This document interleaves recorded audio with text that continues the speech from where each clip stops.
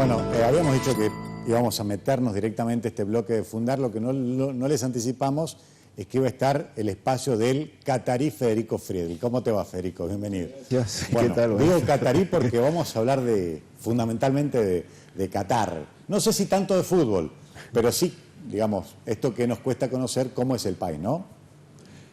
El país más rico del mundo. Así nomás, ese es digamos, sería la definición concreta de lo que es hoy Qatar.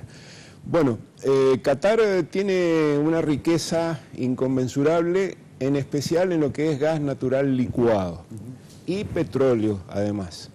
Ahora, la historia de Qatar es muy interesante desde el punto de vista de que Qatar es una de las zonas más, o lo era al menos, más inhabitables del planeta.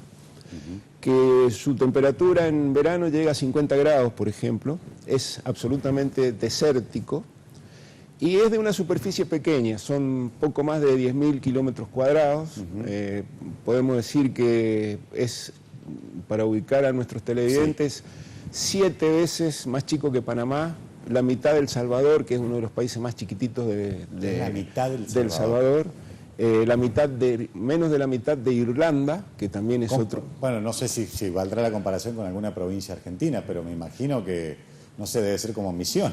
Sí, una cosa así, exactamente. Mirá vos. Exactamente. Y a pesar de todo, bueno, es el país más rico con una renta per cápita. De 125.000, hoy, de $125.000 anuales per cápita.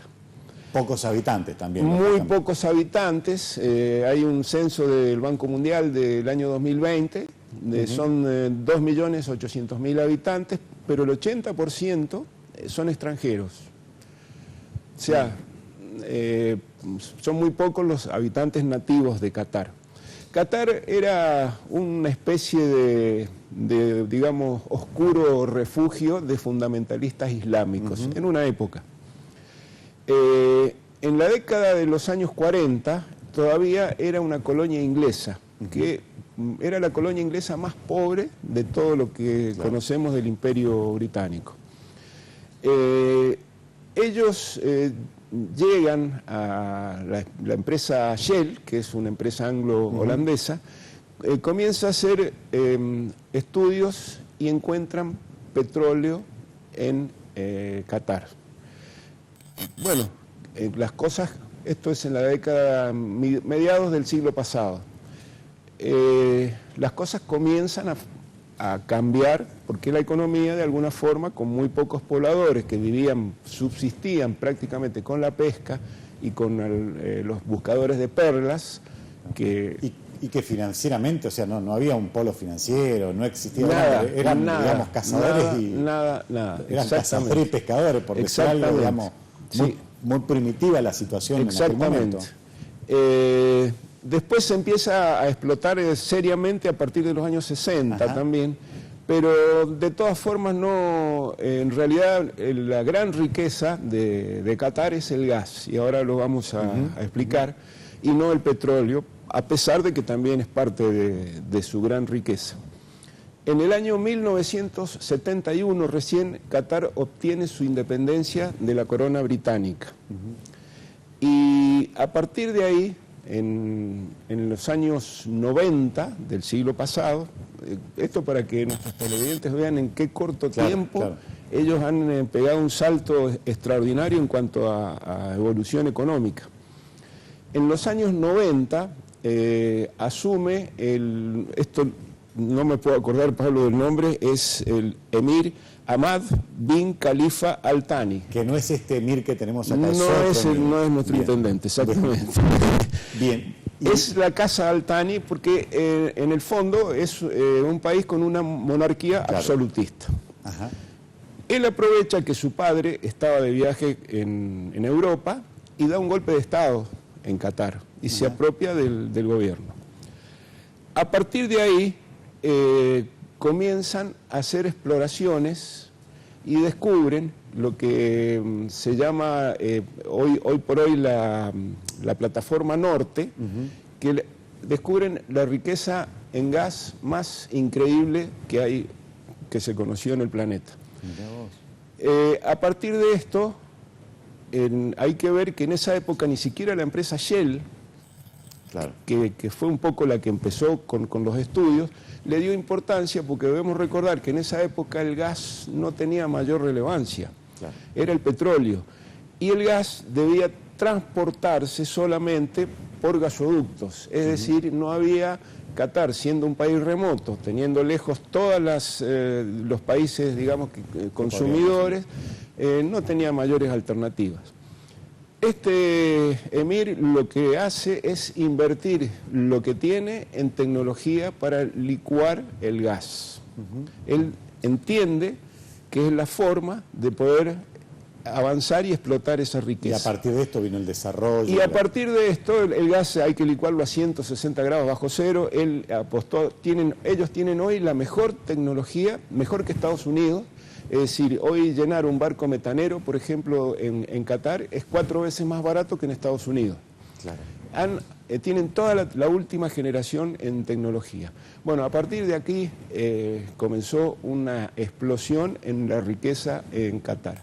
Y bueno, lo que sí hay que también tener en cuenta que ha sido muy bien administrada esa riqueza. Claro, claro. Se ha invertido, tenemos casos de otros países, acá en América Latina, que riqueza petrolera y no la supieron aprovechar. A partir de allí, ellos comienzan a invertir en todo el planeta. Hoy por hoy se calcula que son la flota de metaneros, es más de 100 barcos metaneros. Pero si nosotros, al ir digamos, cuando vayamos a Qatar, expresión de deseo, ¿qué es un régimen? ¿Es una monarquía? ¿Qué forma de gobierno hay? Bueno, Qatar anteriormente dependía mucho de Arabia Saudita, cuando era un país pobre, ¿no? Una colonia pobre. Cuando se independiza, dependía mucho de Arabia Saudita, y Arabia Saudita controlaba mucho Qatar. En la medida que ellos que este emir fue obteniendo más independencia económica, fue obviamente desarrollando más al país. Ellos, por ejemplo, hoy la capital, Doha, que muchos la comparan con, por ejemplo, con Monte Carlo o con Las Vegas en Estados Unidos, pero es un país musulmán. Recordemos que no hay alcohol y no hay juego, cosa que en Occidente es al revés. Claro, claro. Y justamente, no sé si digo, atenta contra esta organización del Mundial, organización cuestionada, polémica, ¿no? Sí. Para terminar esta parte con la historia de Qatar, hoy por hoy se denomina el Qatar Power, que es un fondo de inversión soberano, que es multimillonario, son miles y miles de millones de dólares que ellos tienen disponibles. Han invertido en Londres, en Nueva York, son prácticamente los dueños de la empresa Volkswagen, la alemana. Han invertido en la empresa Shell, también tienen gran parte en las acciones. Tienen gran parte de un gigante de la energía ruso que es Rosneft. Realmente han, digamos, expandido su riqueza y su dominio por todo el mundo. Y hoy hace que, realmente sea esto que decimos, ¿no? El país más rico del mundo. ¿Cómo llega el Mundial a Qatar? Bueno, el Mundial a Qatar llega por un escándalo, porque esto lo decide el comité de la FIFA en el año 2010. Claro. Los postulantes eran Estados Unidos, que ya tenía infraestructura, Japón, que tenía toda la infraestructura en los estadios, Corea del Sur y Australia, todos países que contaban previamente porque ya habían... con alguna mayor o menor historia futbolística. Y con también. Historia, exactamente. Porque, acá tenemos que decir que Qatar en el fútbol no existía hasta hace unos años. Ahora también, esto se me pasó por alto, son los dueños del Paris Saint-Germain, que es donde juega Messi. El escándalo comienza porque la misma FIFA había determinado que Qatar era imposible que sea sede de un mundial, por lo pequeño que es, por el clima, la infraestructura, tenían que hacer todo de nuevo. Evidentemente hubo corrupción, hubo mucho dinero. Joseph Blatter era el presidente de la FIFA y el presidente de la Unión Europea era Michel Platini, que es el héroe del fútbol francés.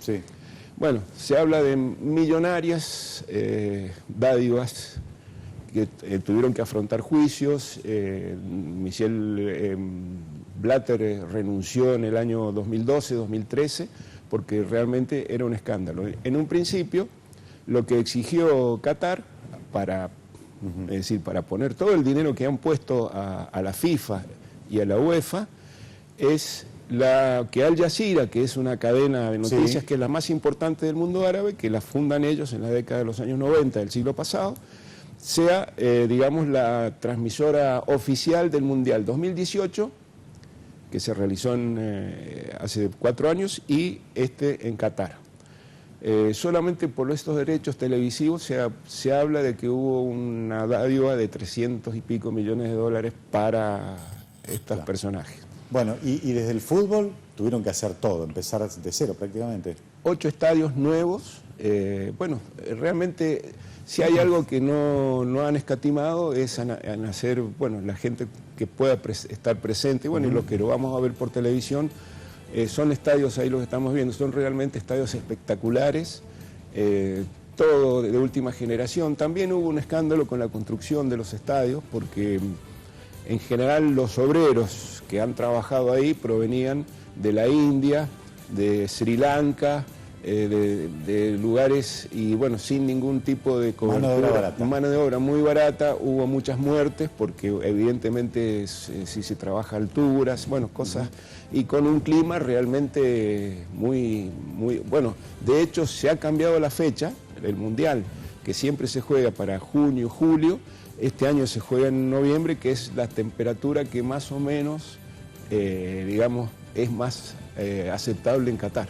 Todo es posible para los cataríes con semejante fortuna, sí, ¿no? Todo es posible, exactamente. Bueno, vamos a meternos después en esto. Bueno, Federico, nos has dado un pantallazo interesante. Bueno, que desconocíamos absolutamente de lo que es Qatar. Sí. Y bueno, el fútbol es otro tema aparte. ¿Digamos? Sí, de todas maneras, hoy por hoy Qatar es una nueva plaza futbolística, sí, y multimillonaria, o sea que no escatiman en dinero para contratar a los mejores futbolistas, entrenadores y lo que quieran. Y lo que quieran, exactamente. Muchísimas gracias, Federico. Gracias, Pablo. Cerramos este espacio de Fundar.